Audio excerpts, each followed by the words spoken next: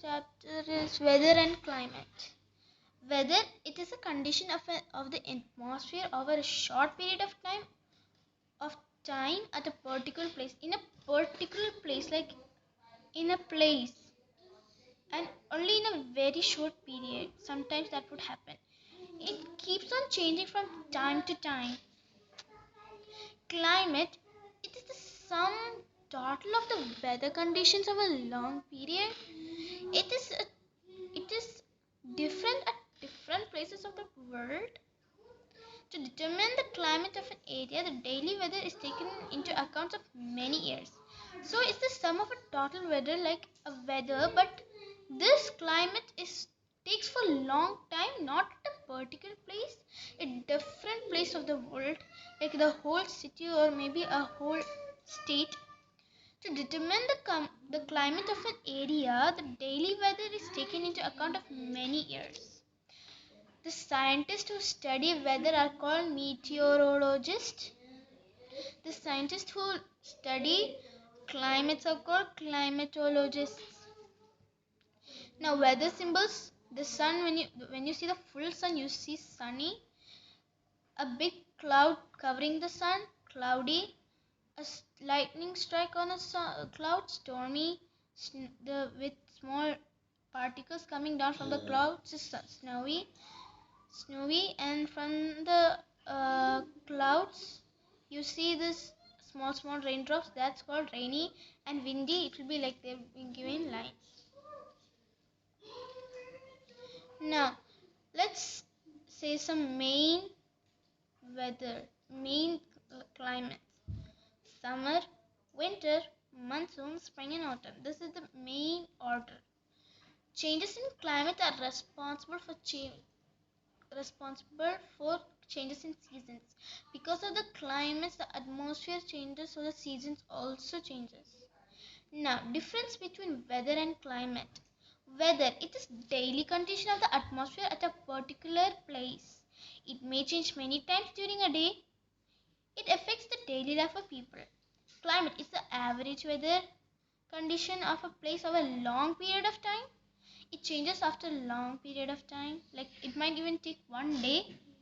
It affects food habitats, transportations, house and occupations. Like when you when you just go out for like a walk or something to park and it just rains suddenly. Yes, so it affects it. Now let's do the Venn diagram. Weather, it is a daily condition of atmosphere at a particular place. It might change many times during a day. It affects the daily life of the people. Scientists who study weather are called meteorologists. It's a hard saying that word. Climate, it is an average weather condition over a long period of time. It changes after a long period of time. It affects food habitats, transportations, housing and occupation. Scientists who study climate are called climatologists. Now, which they both can do, they both are changes in the atmosphere over a long period of the time. Now, factors influencing climate. It makes the changes the climate: distance from the equator, altitude, distance from the sea, direction of the wind and humidity. You will learn water in the next page. Now, latitude of climate. Latitude, a measure of distance north of south of the equator, affects climate. The tropics, the region between latitude 23 point degree N and 23 point degree S receives 23.5 degree S. Receives the most solar radiation because of the sun shines almost directly over the areas. Latitudes and climate. The polar zones extends from 66.5 degree N and 66.5 degree S latitudes to the poles. Solar radiation hits these zones at a low angle, spreading energy over a large area. Polar regions are never warm. When you hear polar region, you can understand it's icy cold because of the whole polar, because polar bears live there. Altitude. Places at a lower altitude are hotter than places at the higher latitude. High latitudes are hilly places. Hill stations: Shimla, Kulu, Manali, Dharmashala, Ooty. Ooty, everyone, any of you guys have went? And Nainital. The peaks of the mountains ranges that such as Himalayas, like this one, are always covered with snow. How does elevation affect climate? The higher the elevation, the colder the temperature. Example, when you climb a mountain, the temperature gets colder at the top, while at the bottom of the mountain it's warmer. Now, distance from the sea. Factors affect. It's one of the factors affecting climate. Its distance from the sea. Now, in this picture, you see the sea and the land. In winter, heat is released by the sea, keeping coastal areas warmer than inland. Now, the sun is giving solar energy. Seas heats up slowly and cools down slowly. In summer, cold seas keep coastal areas cooler. Lands heat up quickly and cools down quickly.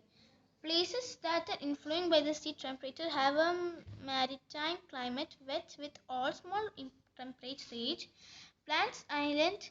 Places island that are not influenced by the sea temperatures have a continental climate, dry with large temperature range. The places near the sea have moderate climate. These places experience cool sea breeze. The places far away from seas don't experience sea breeze, hence they are cold in winter and hot in summer. Directions of the wind. You can see the picture and understand. So from the land is warmer than the sea in the daytime. So the warm air goes to the sea and cold breeze to the land. Now at night the land is very cold and water is very warm, because in the day this cool sea breeze is giving coolness to the land and warm land is giving warmness to the sea, and that is what happens in the night. And opposite, it happens in the night, like the water gives warm air to the land and land gives cool to the water. The wind that blows from the sea to the land is called onshore wind or sea breeze. These winds carry moisture and bring rain to the coastal areas. The winds that blow from land to sea is called the offshore wind or land breeze. Humidity. It's also a factor influencing climate. The moisture content or water vapor present in the air is known as humidity. The humidity of the air depends on two factors: distance from the sea and direction of winds. It is very cold place. In very cold places, humidity causes snowfall instead of rainfall. Now it is climate zones.